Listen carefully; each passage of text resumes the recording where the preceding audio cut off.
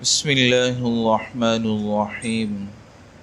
عن عبد اللہ بن مسعود رضی اللہ عنہ قال رسول اللہ صلی اللہ علیہ وسلم من عزا مصابا فلہ مثل اجری۔ آج کی جو حدیث مبارکہ ہے اس کا عنوان ہے مصیبت زدہ کی تعزیت اور ہمدردی۔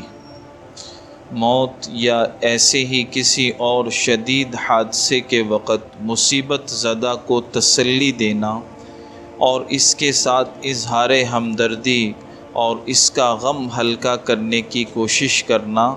بلا شبہ یہ مکارم اخلاق میں سے ہے، یعنی اچھے اخلاق میں سے ہے۔ رسول اللہ صلی اللہ علیہ وسلم خود بھی اس کا اہتمام فرماتے تھے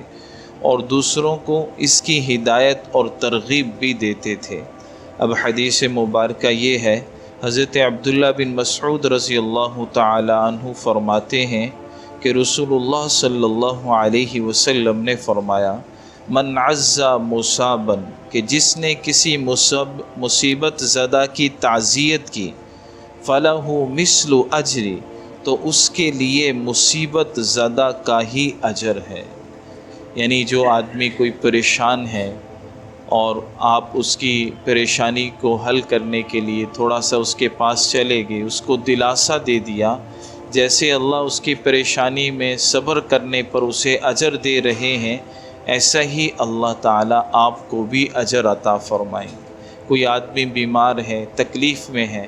آپ اس کی عیادت کے لیے چلے گئے اور اس کو تسلی دے دی، آپ نے صبر کا کہہ دیا، اس کا غم ہلکا کر دیا، کوئی ایسی بات کہہ دی انشاءاللہ آپ ٹھیک ہو جائیں گے، پریشان نہ ہوں، آپ کی اس بیماری پر اللہ آپ کے گناہوں کو معاف فرمائیں گے۔ ایک تو آپ کو عیادت کا ثواب ملے گا، اور جو آپ نے اس کا غم ہلکا کرنے کی کوشش کی ہے اس پر بھی اللہ آپ کو بہت اجر دیں گے۔ تو کوئی بھی پریشان آدمی ہو، کسی بھی پریشانی میں ہو، وہ ہمیں چاہیے کہ ہم اس کو دلاسا دے دیں، ہمیں اسے عمل کی طرف متوجہ کر دیں، آپ صدقہ دے دیں، نماز پڑھ لیں، اللہ سے مانگیں۔ تو جو بھی آدمی ایسا کرے گا، جیسے اللہ اس مصیبت میں اس کو اجر دے رہے ہیں، ایسے ہی آپ کو بھی اجر دیں گے۔ تو ایسے ہی کوئی آدمی کے ہاں فوتگی ہو جائے، 3 دن کے اندر ہمیں اس کی تعزیت کے لیے چلے جانا چاہیے، اس پر اللہ اجر دے گا۔ ایسے ہی کوئی بیمار ہے ہمارا ساتھی، اس کی عیادت کے لیے چلے گئے، حدیث میں آتا ہے کوئی آدمی کسی کی عیادت کے لیے صبح جائے،